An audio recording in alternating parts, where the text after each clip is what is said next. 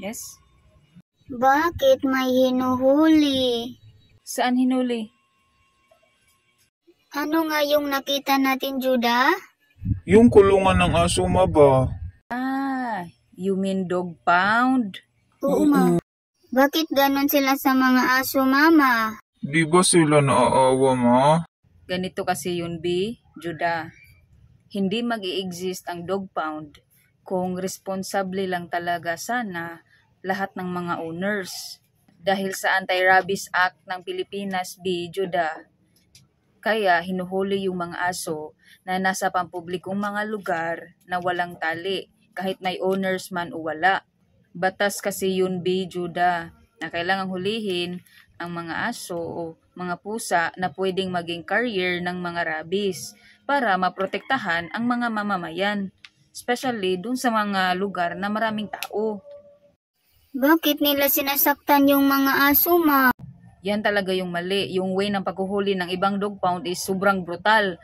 Nasasaktan yung mga aso. Pero hindi naman lahat ng dog pound ganun. May mga dog pound din na ang way ng paghuhuli nila is talagang hindi masyadong nasasaktan yung aso. Iba't iba kasi yung mga dog pound. Pero bakit nila pinapatay, ma? Bakit hindi na lang ilaalagaan sa loob ng dog pound yung mga aso? Yes, alam kong napaka-unfair talaga, Judah Hadasa. Kasi yung aso, mga aso doon, mga pusa doon, gusto pa nilang mabuhay. Pero dahil talaga sa walang kumukuha sa kanila, walang gustong mag-adapt sa kanila, walang gustong angkinin sila, kaya yung last resort na gagawin ng gobyerno is papatayin sila. Pero di ba illegal naman yan, Ma? Nasaktan yung mga aso? Yes, B. Protektado kayo sa batas na yan. Bawal kayong saktan, bawal kayong maltratuhin ng mga tao, bawal kayong patayin. Pero iba naman kasi ang euthanasia. Ang euthanasia na ginagawa sa mga dog pounds is hindi illegal. Legal yun, B, Judah. Kasi ang nagpe-perform yun is mga legal or mga professional na mga vet. Hindi kung sino man ang nagpe-perform ng pagpatay. Euthanasia, bibi, ibig sabihin mercy killing. Para hindi na magtiis yung aso. Kasi may mga aso talaga na malala na yung sakit. Pero may mga dog pound naman na talagang magaganda. Kasi ang ginagawa nila is yung i-euthanize nila is yun lang mga aso na hindi na talaga gagaling sa sakit.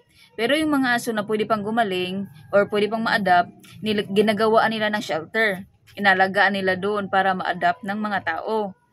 So, hindi talaga pare-pareho ang way ng pagdadala ng mga dog pounds. If hindi naman nila aalagaan yung mga aso sa dog pounds, mama, bakit hindi na lang nila hayaan yung mga aso sa kalsada? Kung pwede lang sana, Judah, kaso may batas talaga na bawal sila sa kalsada. Kasi nga dahil sa Anti-Rabies Act ng Pilipinas.